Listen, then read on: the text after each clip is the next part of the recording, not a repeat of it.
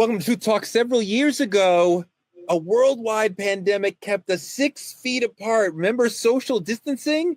Tonight, we're going to unpack the quiet epidemic that no one's talking about that's going on right now.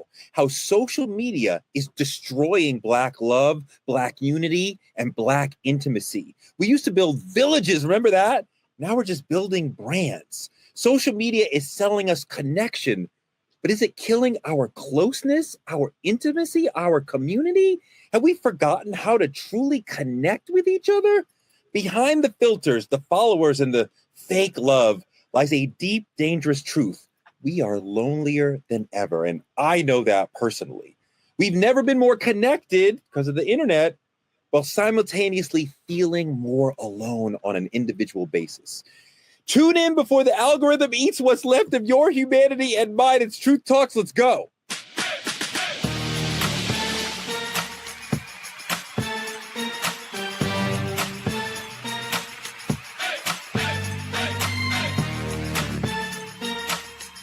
Are y'all ready to roll? Let's go. All right, truth tellers, let's get into it. Dimitri, I need your help in this introduction because there's some person who really just was kind of foul and I'm not talking to her and I don't want to make it public. I don't want to say it out loud. So you're going to introduce her because I'm not talking to her right now. But first, we have Dimitri Wiley in the building. Hey, listen, pleasure to be here. I'm just here for introductions and purposes only. And I want to say, truth tellers, this is your favorite. This is Dr. Viral right here. This is the reason we're all here today. The one and only Paramaniacs exclusive. Way too far. Dr. B. Pull it back. Pull it back. Pull it back in. Way too far. Truth tellers. That's terrible. There's only one thing I'm going to do today, and that's going to tell you the truth. The other thing I'm going to do today is every time Torre talks, you might see the camera go like this. Because I do not want to be in proximity of anything he has to say. So I'm back.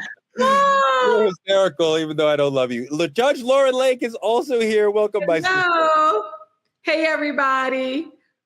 So look, a lot is going on. We are a nation at war. I love most of you guys. Let's get into a good Truth Talks argument. Devale Ellis in Trending Truths is standing 10 toes down for Black women. The actor, creator, former NFL wideout, husband, father, and unfiltered voice behind modern Black manhood and love is teaching his sons to unapologetically love, honor, and marry Black women. That is beautiful. Let's take a look. Not racist, but I do tell my sons, like, you have to love Black women, bro. We come from Black women. Yeah. If you don't love Black women, you don't love yourself. There you go. Like that's our motto. And if anybody got an issue with me telling my sons they have to love the very thing they come from, you can kick rocks. I don't give a fuck. Yeah, that ain't even a debate. I want my sons to marry Black women. Dimitri, what do you think about what he said? What do you think about the importance of our young men, Black men, marrying Black women, and the idea that we may have to somehow unlearn the notion that loving Black women is somehow less desirable? I don't think that's something my son will have to unlearn. That's not something I had to unlearn. I personally have always loved Black women. I personally have only ever envisioned seeing myself marry a Black woman. And I know that may be a Truth Talks exclusive because somebody gonna be in the comment section like, I ain't Black, but the thing about it is, look, I gotta be honest, man. I was talking to my mother the other day about this. It's only ever what I envision seeing down the aisle.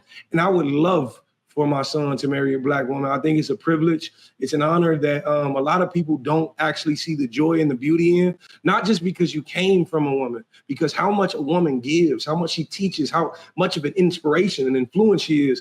That's just me. That's just me. Now, oh my God. Oh my Just God. being Dimitri honest, is man. so beautiful. He's so amazing. He loves Yeah, it. he is. Judge, is it important to you that your son marry a Black woman or just that he find happiness?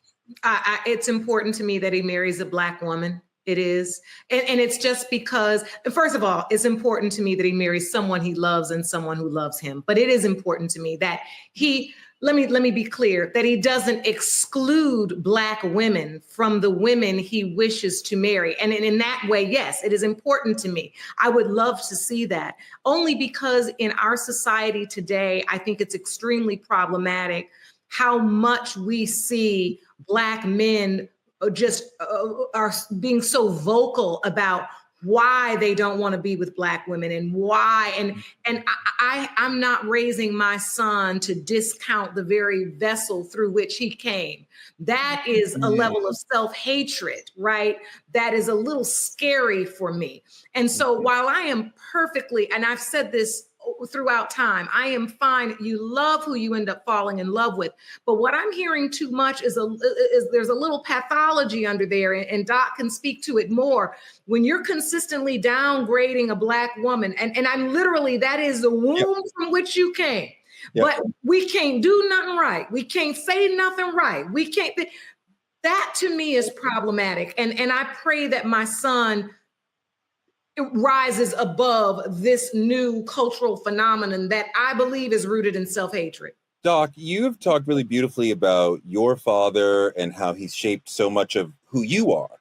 And I wanted you to talk a little bit about how he helps shape how the Black woman should be seen by the Black man in your eyes, and how he helped for your brother, for him to see Black women. And I don't even know what journey your brother is on, but you can illuminate. So like, your father has been so important to all you guys. And, you know, let's be real. He married a woman of color, but not a Black woman, right? But like an amazing woman, right? So like just talk about all of that in your life. Yeah. And I believe that is why I don't care who my son marries, as long as she treats him great, honors him, and she loves him, and she's healthy for him. I don't care what race she is.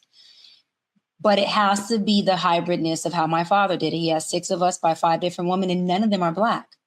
But never us as Black girls grew up in the house thinking that our Black wasn't beautiful or that we weren't valuable, because while he was able to be with who he was with, he was clear on loving his mother, loving Black women, teeing up us Black daughters, us Black women, and always showing me great examples of look at this Black woman and look at this Black woman, and you're this beautiful Black woman. So there wasn't this confusion between me. So for me, as long as my son can still understand that he's choosing a woman who isn't Black because he organically fell in love with her because of how she respects and loves him, I have no problem with that. If he says my preference is non-Black women because I have an issue with Black women, and he doesn't find it within himself to innately, naturally love Black women, I would take it as, baby, let's do some work together. I want to know where, as a mother, maybe did I make this relationship with the Black woman look a little skewed for you? Because that's called accountability.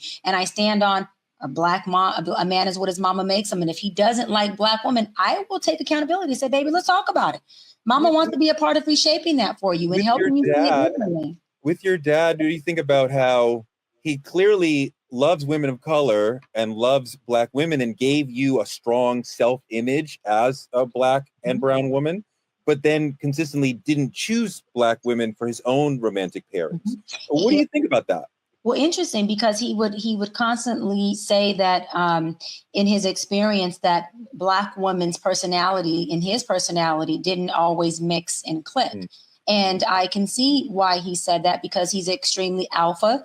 And my dad is not the man that has the great balance of the alpha submissive, right? He's very my way. This is how it goes. And that's the end of discussion. And so he has chosen women besides my mother, who has a very strong personality, twice as mine. Y'all would be in trouble if she was on True Talks. But he has chosen all the other women, seriously, who are Mexican or more in a very submissive type of personality that allowed him to just King Kong it. And they just did and said whatever he said, he did. It went with whatever he said in full submission. So for him, he was choosing a woman who would fully submit. He just never ran into a Black woman who he felt would just let him say, the sky is pink, and she would go with the flow of it.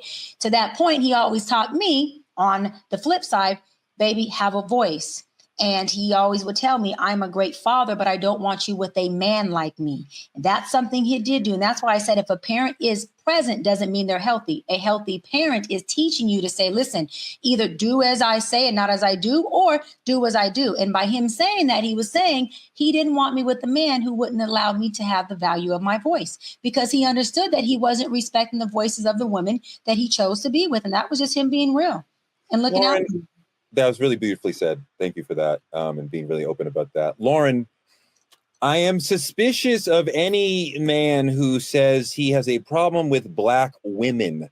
Any adjective you want to apply to all of Black women, I'm like, that's ridiculous. They're not all angry. They're not all hypermasculine. They're not all, you can find whatever level of femininity, whatever level of intelligence, whatever level of submission or alpha you want from you can find that among Black women. So when you say, I don't like Black women, I'm like, what's wrong with you? However, we do in this conversation have to take stock of white supremacy is constantly telling us that white women are more beautiful.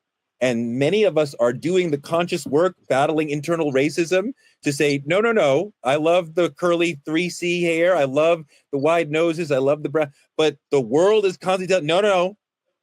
Kylie Jenner, beautiful blonde, blue eyes. Oh my God. So we have to work to continue to understand the beauty of Black women when the world, America is constantly telling us, no, white women. Okay. But that phrase you just used, we had to work to try to work. We are the standard. We are the original people. Okay. Everybody came from us.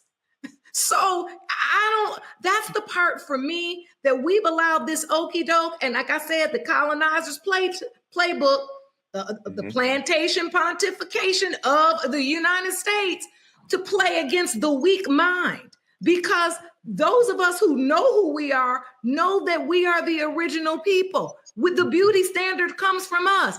All of the BBL and the this and the this is to start to look like a Black woman. This has been on from centuries, even down to the bustle on dresses. I read that was because European men were too attracted to the enslaved African women and our beautiful curvaceous bodies. So they started bustling dresses and doing all this, trying to look like they had figures. Really? Yes, I just never read heard that. I never heard it either. And I just read it and I said to myself, my Lord. So what I'm concerned about, to your point, Teray, is that we do live in a society that constantly bombards us with other images to say that's more beautiful. This is what is preferred, right? And to our point in one of our earlier shows, as we talked about something dealing with mental health and relationships, I think we get ourselves into a place where we start allowing our children to buy into these things because we get a little passive in, I don't know. I think we're a little passive in demanding and requiring that our young people, our younger generation understand the power of who we are and the beauty of who we are, the genius of who we are. We've gotten a little laxed on that and let the world take over and make us feel like we're somehow less than. Like I was never raised to think that Black was anything but beautiful. And I come from a family with I didn't even understand colorism until I stepped outside of my family into the world, until everybody really thought my cousin was more beautiful and I was the smart one because I was the brown one. That didn't happen in my family unit. And I think we have to bring that strength back and the value of who we are and the beauty of who we are, because it's sad to me that we would have to work hard, right, to block out the noise, to appreciate the beauty of a Black woman. No, that Dimitri is a beautiful point. Dimitri, I don't care like you do. I don't care if my children marry Black people. I value Black women. It would be nice, but you're a little more as me. If as a parent, you're focused on, I hope you find somebody who makes you happy. I don't know who that's going to be, but like whoever that is, I'm down for whatever. My kids will still be Black in their marriages, whether or not they're in marriages with or without Black people. I think the thing about it is, for me, it's not that I would feel a way or it'd be a disservice to me if he did not marry Black. I want to dismiss that narrative as well. The thing about it is, I would just love for him to keep what Black represents alive generation to generation. I think it's something that should be protected. I think there's a power to it, like automatically. And I know like the world tries to diminish it, but there's so much power in just being Black. And also choosing it for myself, there's a relativity that most people don't understand, like the dialect and where we come from and the fight and the, like, there's so much power surrounding a Black woman for that reason. And I got to dismiss that narrative of the idea that I would be unhappy if he married anybody else. For our children, all we want them to receive is love. But I want to speak on how powerful of a sentiment this is for a father to be preaching to his children. Like, that's a very, very beautiful thing. And I think it's super commendable and inspiring to me, because this was a rhetoric that I was always pushing towards my child since he was younger, whether it was just in a form of respect your mother. Like, I never wanted my son's a real daddy's boy, but I never wanted him to shade his mother to any regard. You're going to love this woman, you know what I'm saying, because of the sacrifices she already made for you, not to mention what she got, what's coming forward. But it's super inspiring and super needed for other young fathers to hear this exact sentiment so they can preach those same notions, maybe not about marrying and who they marry, but specifically about loving Black women. I want to move on to the politicking segment. The White House has extended the deadline for TikTok, the June 19th deadline for China-based ByteDance to divest from my favorite app, TikTok, has been extended for another 90 days despite a law that mandated a sale or a shutdown. We keep kicking the can forward on TikTok. Let's take a look. TikTok is safe for now. The video sharing app is getting another 90-day reprieve from President Trump. He's expected to sign an executive order delaying the sell or ban law. That law went into effect in January, which requires TikTok be banned in the U.S. unless it is sold by its China-based parent company. Neither has happened yet since Trump continues to delay the law's enforcement. But now it appears that TikTok has become a bargaining chip in the tense trade talks between the U.S. and China. The app has 170 million users in the U.S. Lauren, therein we see what's really going on. This is the third time TikTok's shutdown has gotten extended. And we see this dance is happening with ByteDance because Trump is trying to work some trade deal with China. This is the most important trading partner for America in the world. The whole tariff war thing. God, we used to be in a symbolic war. Now we're in a literal war. Like, times have changed, but he won't have the ability to have as much leverage over China if he just shuts TikTok down. So he's kind of stuck. You just called it. Bargaining power. Got to keep whatever he can. And you know how the world almost turned upside down when they started talking about turning TikTok off. And so he's using it to his advantage. And we know he's got something in mind, exactly what he wants. And until he gets it, we'll just kick the can down the road. At least now it's not going to be this. We've got too many other things to be crazy about right now. So at least, right? It was so crazy. 6 months ago, this was the end of the world. Now this is the least of our worries, right? Mm-hmm. Isn't it crazy how perspective is gained over time? No, you're right. That when TikTok shut down the first time for about 48 hours, Dimitri, I damn near had a heart attack, and it was like I'm under the bed crying, and my wife was like, "I can't deal with you crying. Figure it out." And it was a mess. It's a mess.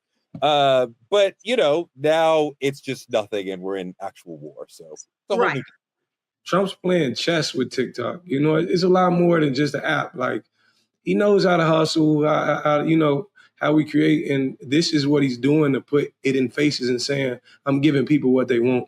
And he's a very strategic man to some degree when he needs to be, when he needs to please to Black voters, or voters in general. But it's definitely chess. This is chess for sure. I don't think Trump is ever playing chess. I don't think there's really any maybe Steve Bannon, but I don't think Trump is playing chess here. I mean, I just think the mind is too simplistic to do something that complicated. Doc, what do you think's really going on here? I think it's the same Trump rhetoric. It's power, and he wants to be able to look. He's trying to set himself up. He's strategic. He's trying to make sure that he has power over everything that has power. China's one of them. So he's trying to get in there and bully him, but he can't bully China. So what does he do? He uses one of China's biggest assets, TikTok, to say, listen, you either do this or don't. He just told Iran, if you got 60 days to agree to a peace treaty. If you don't, I'm bombing you. Day number 61, he threw bombs. There's no telling what he told China. And then before he bombed Iran, he should have thought of this China deal he's trying to make, because Iran and China are homies. He should have considered all of this. This is what I mean. He just goes out on a limb and just does all of these things that don't synergize with each other. And then before you know, he's going to pull back on China. And I hope he does not tell China that after July 19, he's going to throw any bombs. I really hope he doesn't go that route, because that would be crazy bananas, besides just shutting down TikTok. But he wants to have the power over TikTok. TikTok is media. We talk about media all the time. If he can get his hands on that, then he doesn't have to call that fake news, because he has control over that media and what it has and what it does and the data that comes behind it. TikTok is one of the biggest global media platforms you can be on. You know it, Torre. You love it. You live there. So Trump wants to have access to those things alongside with the immigrant access of students we talked about. All this is access to a bigger vision of his dictatorship plan that he has to be able to stay in office, run things the way he wants to run them, and have everything be under his control. He does, to your point, Tara, I don't think he's playing chess. He's playing big T and big T, and the only person he wants to win is big T. So every move he's making is with him and him and him. That's extreme narcissism. Is big T a game in California? I've never heard of that. Big T is him. Don't worry about it. Just like you didn't know what ISIS was. But you were saying, well, I know what ISIS is, but I don't know what you mean when you said, but you said chess and then big T. So is big T a game, or you just calling him a name? If you don't know what big T is, then you know what? You are more low function than I thought you were from that mental health. But I don't understand. Big T is Donald Trump. We call him just Big T. Okay. Did it go over? Did it go over the CP? It went over the CP curls. It did go way over the. Well, you know what? Well, I'm happy you don't understand my lingo, because I don't want you and I to have nothing in common. So the fact that you don't get it actually is a compliment to me. Thank you, Lord. Well, we're both black and we're both on this show. I mean, we're both light skinned, whatever. I'm glad you said it, so I don't have to. Moving on to the main topic, social media has us faking connections and feeling more alone than ever. We are connected 24/7, and nobody's really checking for you inside. We scroll through hundreds of stories, watch my videos on TikTok, post highlight reels, and still go to bed lonely and frustrated. We got followers. I got followers, but we don't feel seen. I definitely don't feel seen. My God, after the last episode, I did not feel seen at all. God. Anyway, we got likes and we're still starving for love. What is up with that, Jody? Roll the video. Hi, I'm Henry, and I want to ask you, how much of your time do you spend alone? I'm not just talking about when you're by yourself. I also want to know how much time you spend surrounded by others, eyes glued to your phones, your focus somewhere else. I'm talking about when you find yourselves alone together.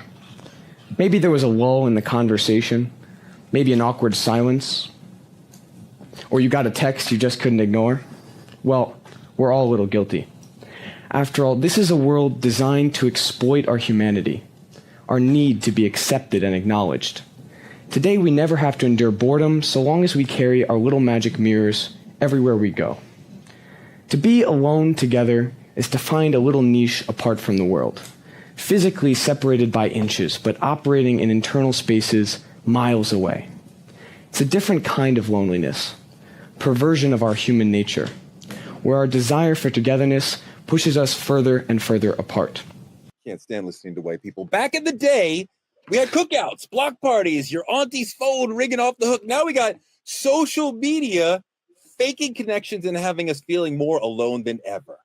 So when we're talking to each other and not feeling seen, what is that about? Dimitri, I'm sure you're almost online as I am. Not quite as online, but very online. How do you feel about the way that we are connected and yet not spiritually connected? I think it's an absolute problem we have in this generation. So in the midst of me becoming popular or whatever happened with my social media, there was a point I reached and I said, it's amazing and quite scary how all these people know my name and they know my life story and they know all these things about me. And I don't know these people. I don't know if you remember Clubhouse story at all, or anybody does, but I jumped on Clubhouse and every 2 weeks, every week to week, we'd have a conversation every Tuesday about life, love, relationships, anything. And it could carry on for a year and a half, absolutely for free. And it built the community. Like, that's why I be going around saying lovers. That's because we actually know each other. And I actually got, in July, I actually have a family function going on here in Chicago. Feel free to pull up if you want to, but it's me. Bouncy houses, barbecue, food trucks, everything in Chicago, like a block party would for everybody who supported me. And I think I've been big on that. Actually learning people outside of social media. We kind of lose the idea of what love actually means. You could see somebody you follow on social media in public and not even speak. Like, both of y'all follow each other and you don't even speak. So what is the notion or how much does a follow actually mean? That's on her stuff. That's crazy. On my page. I don't. We talk to each other online. Oh, it's all right. Dr. B, he threw a shot. I don't know what's going on with him right now. Dr. B, we do have a loneliness epidemic, at least among Black men. A lot of Black men keep saying they feel lonely, and I think a lot of Black women may say that as well. And yet, social media has us more connected than ever, but not to people we have like deep friendships with, but people we have like very loose ties with. So what does that do to our mind and our spirit when we have more connection to people we have loose ties with than deep ties with? Well, we have more of a superficial connection. That's not a deep connection. It's superficial. It's you like a picture, I like a picture. Hey, sis, this, hey, sis, that. And then people go about their normal lives into their reality. Social media has acted as a good mask for people who are able to go on there and mask the reality that they don't want to live in, mask the issues that they have. It could be depression, anxiety. Studies do show that people who spend more time on social media happen to have a higher and more characteristics of depression and anxiety. And that's because of the lack of true connection, not the superficial connection that comes with it. Really quick, they did a study years ago in China, a group of babies who didn't get touched, didn't get no connection, and a group of babies who did get touch and did get connection. And they showed that the infants who didn't get the touch or the connection, they actually had developmental issues. They didn't develop fast at all, and they lacked in the development. The babies who got touched and got connected to, and they both got fed the same amount of food, they actually grew and they developed at a fast, rapid, or normal pace. So what am I saying is that it's not just a physical development, that's a mental development, an emotional development, where we're talking about emotionalness and mental health. Social media doesn't allow for us to practice and build up our emotional intelligence muscle, to build up our interpersonal relationship skills. So when we're talking about gender wars or people not understanding when we're speaking in the messages that we're saying, social media plays a role in that disconnect of understanding what I heard you say, or me understanding what you heard me say. And so that in itself makes it to when folks go out into the big world, they're at a loss of connection. They're complaining about the dating world. They're complaining about the inability to connect with people romantically. Well, you're not romantically connecting on social media. That's like being on a dating app.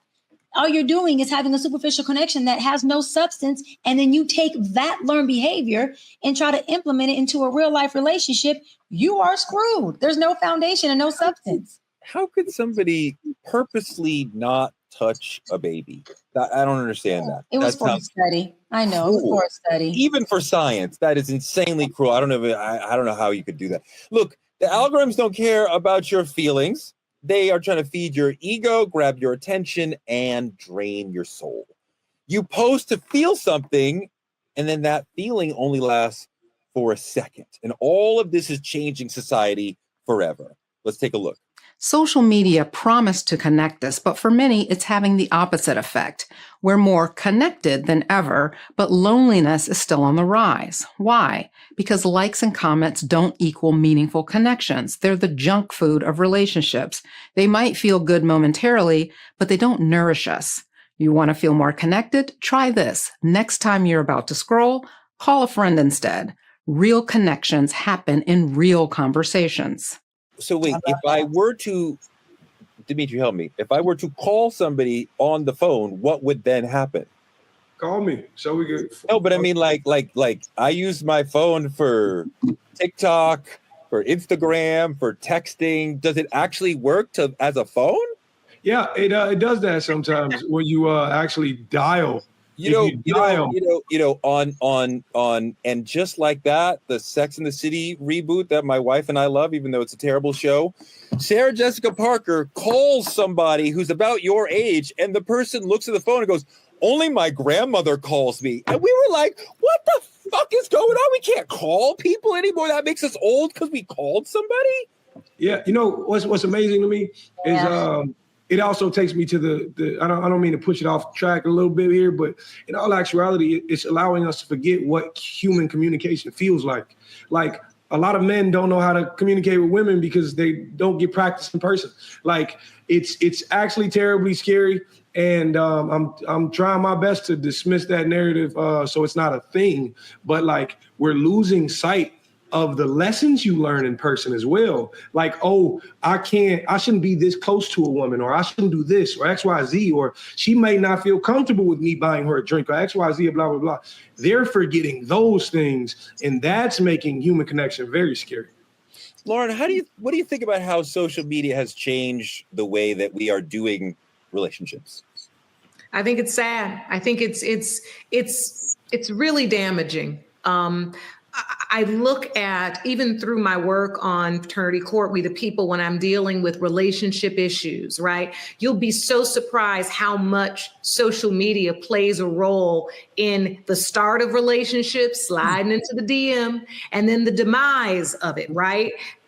Something on the story don't look right. This how we catch him. This is this. He on the phone. I see this pop up on the phone. I go into his phone. I mean, it runs our lives, and I watch this play out over and over again. And to Dimitri's point, which I think is so powerful, and I love that he said that, is that we're losing the art of just communicating, learning how to accept rejection. Young men going up and saying, "Hi, what's your name? Is the girl interested or is she not?" If she's not, okay, you learn how to do that, versus being able to become something online that you aren't and sell a whole thing that you can't live up to in person. I'm raising a young Black man in this world, and my son, it bothers me how much he's on his phone for various reasons. I'm grateful that he's an athlete because he has to put down his phone to do that.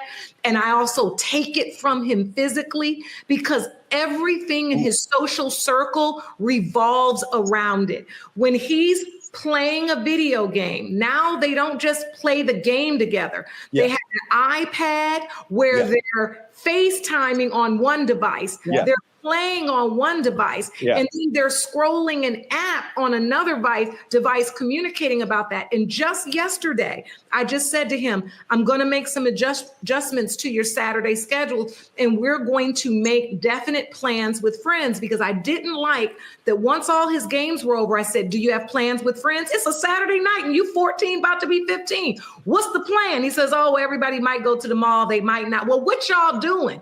Okay, so then I asked again, am I driving somewhere? What y'all doing? No, we just gonna all go. I said, okay, you can do this Saturday. They all went up in their rooms and got on those phones and those devices. I said, but just know you're not gonna be in this crew. So I advise you next week to come up with a plan, a movie, bowling, golf, putt, something, because your life is not gonna revolve around that. Because my last point is Gen Z is the most depressed generation, they say, we've had in years. And they got supposedly all the connection. When you take away your child's phone, is it a fight? No, because he knows now, and it's give me that phone, and he hates it, but he comes turns it over, right? Because we have a fight when I'm like, there's an argument, there's a excuse, there's a reason, there's a blah, blah, blah. I'm like. I'm an old Black mama. I'm 55 years old. If you want to play with me about that phone, that'll be the last game you play. No, so that's hold on. Let me talk don't to you, agree with my parenting, because I do follow you on Instagram, and it's beautiful outfits. It's you and the mayor. It's you behind a lectern. It's you with your gorgeous niece and nephew and all this, and it's a very elevated life. And part of what we're talking about within the way that we share on social, especially Instagram, is about, look how good I'm doing. Everything is very up. It's not your full life. And I wonder, is that what you're trying to communicate? Is that what you think most of us are communicating online, like a sliver of our lives and not giving people really the full of who we are?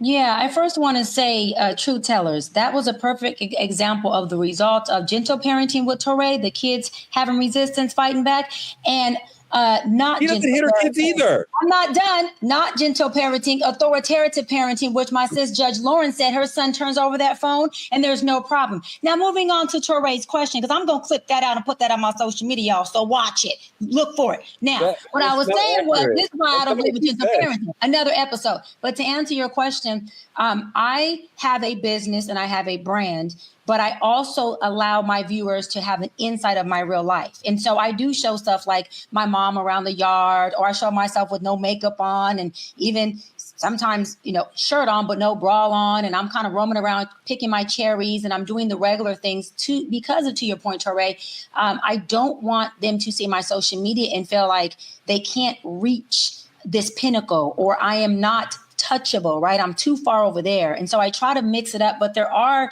definitely posts that are directly in alignment with my real life. My real life is very, action. There's a lot of lights, camera action, a lot of red carpet, and a lot of behind the scenes. I show me with no makeup on, the glam stuff, the hair stuff, which does look like glitz and glam. But I'm telling you, 90% of the time, I'm complaining about going to damn glam squad. I love my glam squad, but sometimes I don't feel like doing makeup and hair. I know I got to look good for y'all or for other shows I do, but I say that to say I show everything on my page is to show a teaching moment and tips on tools on how do you get to the level of wherever I'm at, whatever that means, if you want a piece of that or if you want all of that. It's not to show a fake part, it's a real part, but I'm not on there looking for a connection. I don't expect a man to find one of my photos gorgeous, go into my DMs, and now I have my Prince Charming husband. I want someone who I meet on a natural connection, who can approach me, who can have a real conversation. And that's why I don't entertain my DMs, because of what all of us are talking about, the superficial connection of you're sliding in my DM, and then when we meet in person, you have no social skills. You can't hold a conversation, or you're having an argument with yourself about a conversation we're having that wasn't even said, or you don't know how to receive and code messages. So now you're lost. So all of that lack of social skills is playing a big role in what you're saying, Torre, people putting up a facade of how they live their life and folks judging themselves based on what they're seeing is causing a really deep rooted depression in people, and folks feeling like they're not good enough when all of us on there got some effed up moments. All of us on there got days and times where we're struggling and we're trying to figure it out. And we don't feel like even doing the damn photo that we posted on our social media. We're not even in the mood to even do that at times.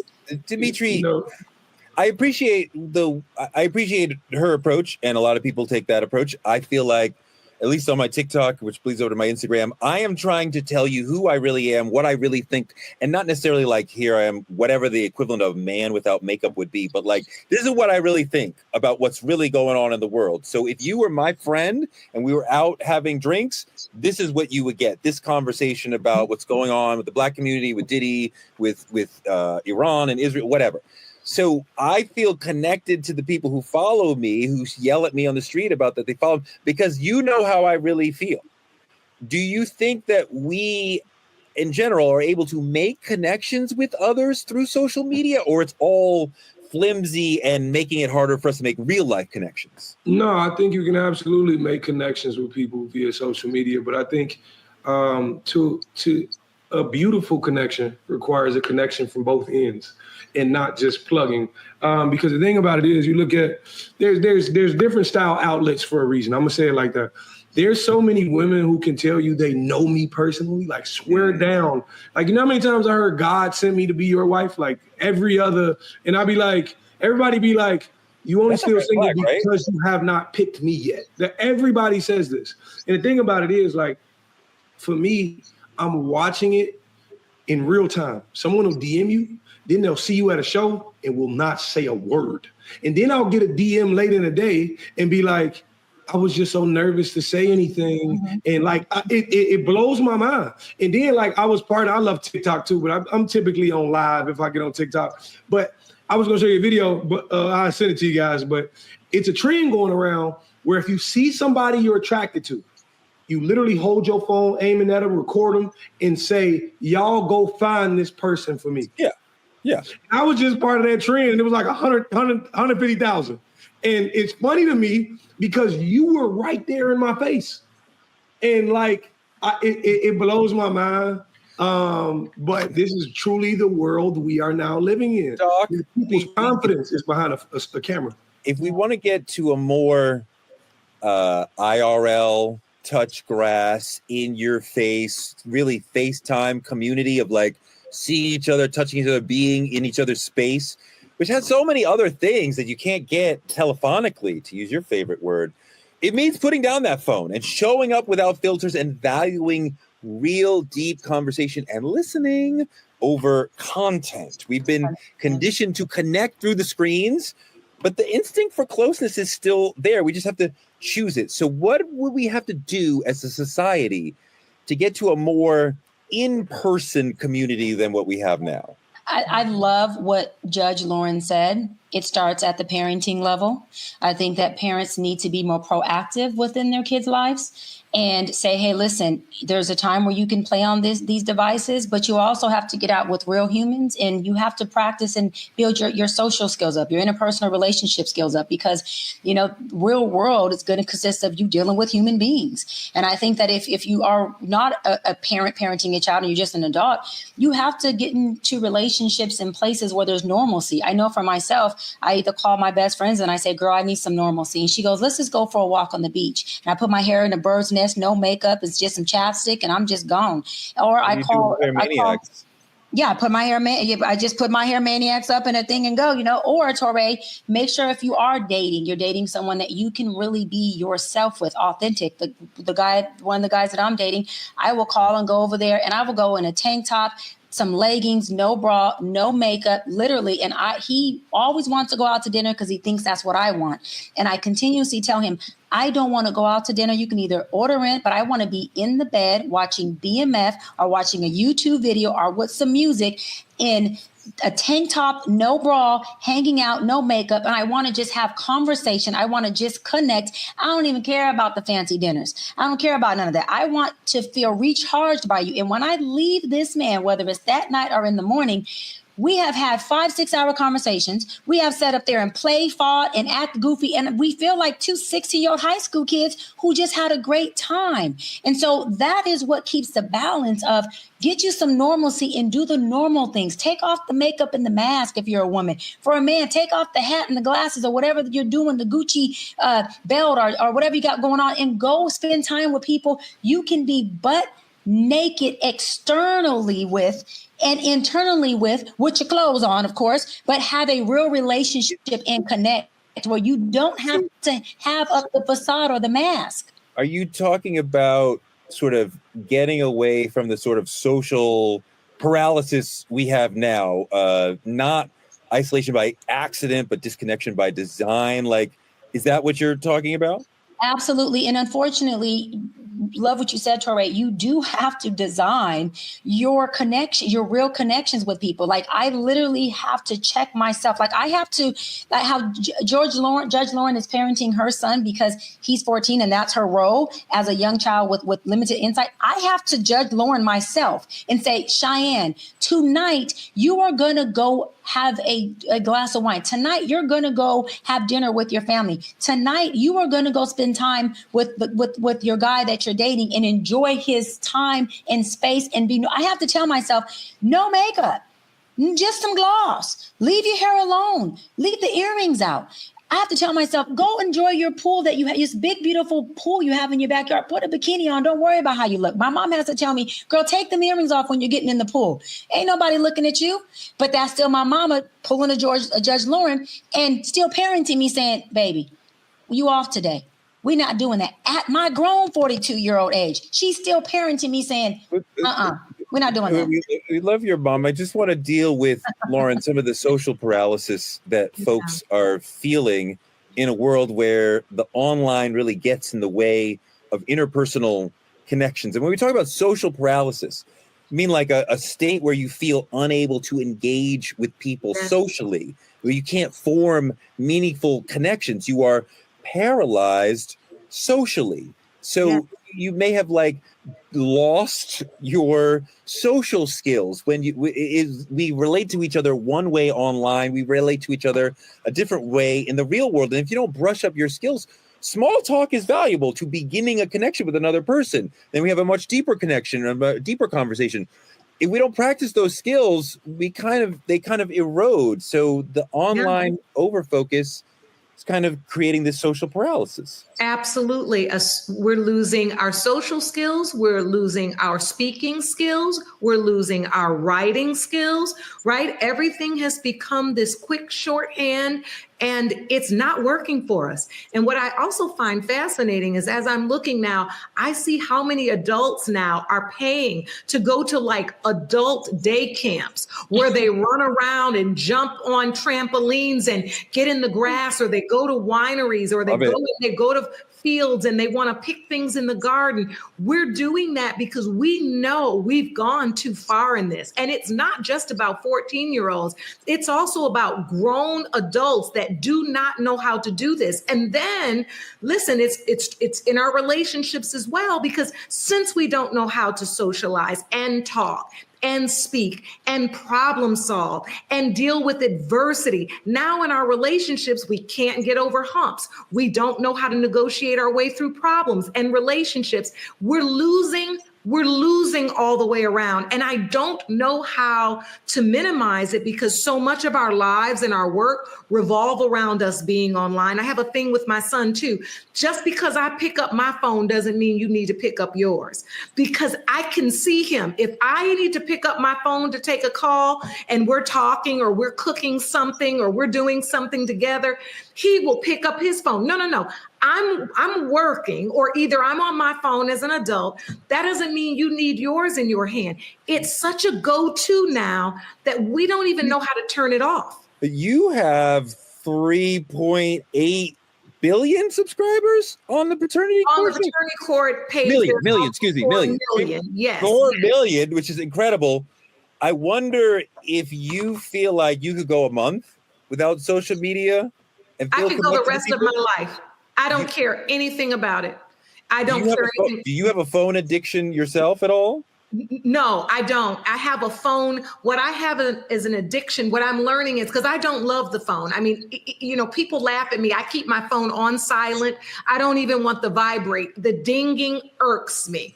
I can't. I want to use it when I want to use it, but I don't want it to use me. Mm-hmm. And that's how I feel sometimes with people's constant desire to be in touch with me, or think, if they call me and I don't pick up, then they can text me. Well, I didn't answer your call. I don't want to return your text. Lauren, I told you I'm sorry, okay?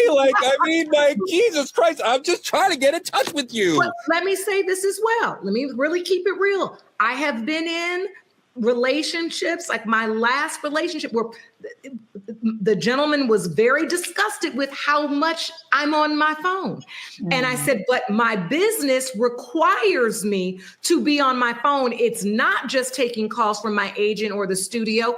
It's also social media, returning comments to my followers, going live, checking on the whole world now is here, and I don't like it. So if we could go back now and erase this, I know it helps people a lot with livelihood and health.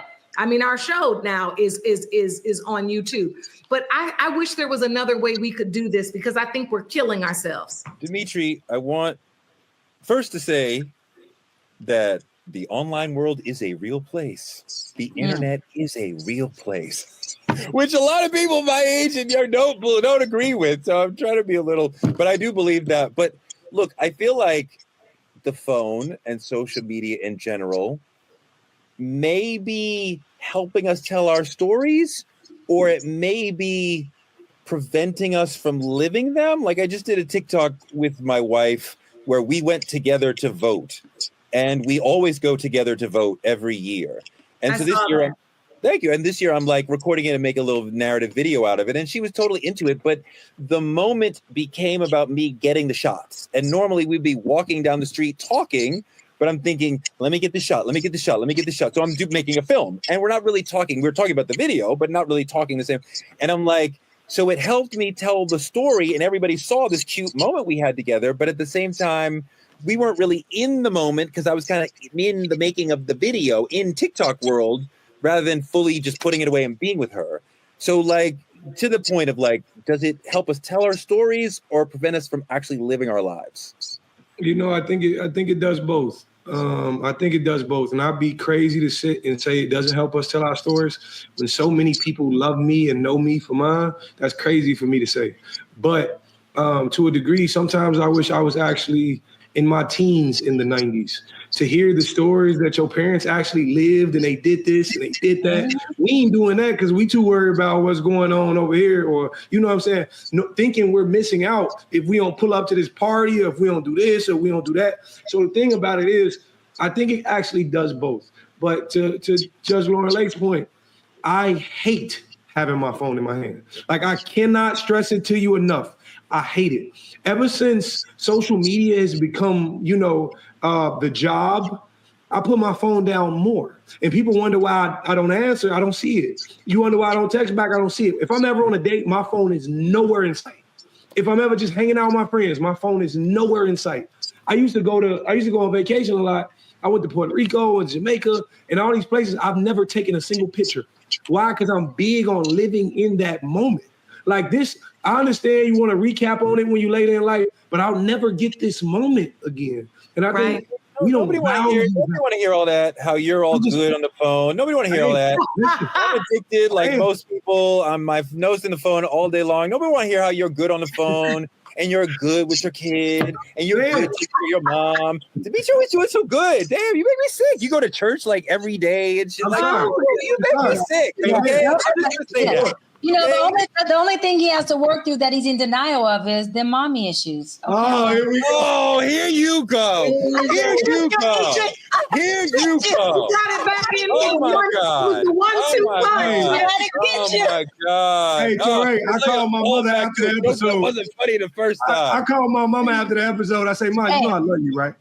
Hey, but tell your mama I said hi because your mama loves me too. Okay, and I love her. But that don't mean you ain't got to work on their mommy issues. Look, talking about love, we show love in the DMs, we repost, react.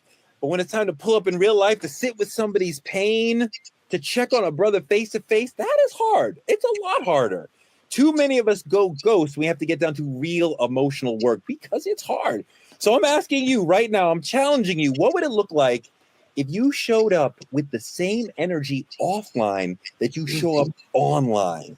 If social media is where we tell all our stories, then real life is where we live them. So log off with intention, be like Demetri, call real people, check in, touch grass, hug people, create space. Community is not built with likes. Wait, just don't call Judge Lawrence because she don't want to talk to you.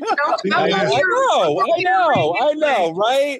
I won't hear me. Hey, Demetri, especially when I'm sad, I'm not calling Judge Lauren. All right, we're out of here.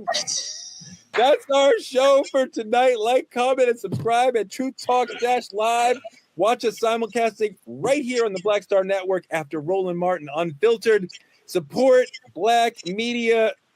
Cheyenne, tell them how to do it. And listen here, y'all have already been doing it. You've been cash apping us, and we love you. We see you, and we appreciate you, and we hold space for your emotions if need be. But we want you to continue to cash app us because, as y'all know, if there's no you, there's definitely no us. And that is the best way to keep our show rocking and rolling and to make sure you're not silencing the Black voice. We are global news with the Black voice. And so we need you to cash app. We need you to support. We need you in the comments. We need you in the chat. And, again, you can cash app and put in that little memo that's up there. You can say, this is to tie directly to Dr. B. You can put that too, and I'll make sure the EPs get it directly. Ain't nobody worry about you, Torrey. Make sure they get that cash app directly to the doc. So cash app is down there, y'all. Support us, cash app us, and thank you to the people who have already been supporting us. We love you. Not a direct payment opportunity for Cheyenne. Okay. You can also support us by advertising with Truth Talks and reach the over 10 million people who come watch this show in the online space. Small businesses and influencers partner with us by visiting TruthTalksLIVE.com. Next week, Ebony K. Williams and Ryan Cameron. We'll be back every night, 8 p.m. on the East Coast, 8 p.m. on the West Coast, so Cheyenne can find us. It's got to be on the same time so she can figure it out. We'll be back. If your Truth Talks family will be back next week. And guess what? This week, y'all, is the last chance you get to watch us on Instagram Live. So make sure when we're on our Instagram Live, or go find us on YouTube, go to our YouTube. We want you to watch us live on our YouTube. So again, last chance you get to watch us on our IG Live. Go over to our YouTube channel where it's still live. You just get to go in the chat and talk with everyone live and be on fire with the chat. And guess what? Y'all can also use our PayPal and scan the code so that you can contribute to the Truth Talk Avengers and the Truth Talk family. The whole show, not her specifically. Well, technically. Technically what?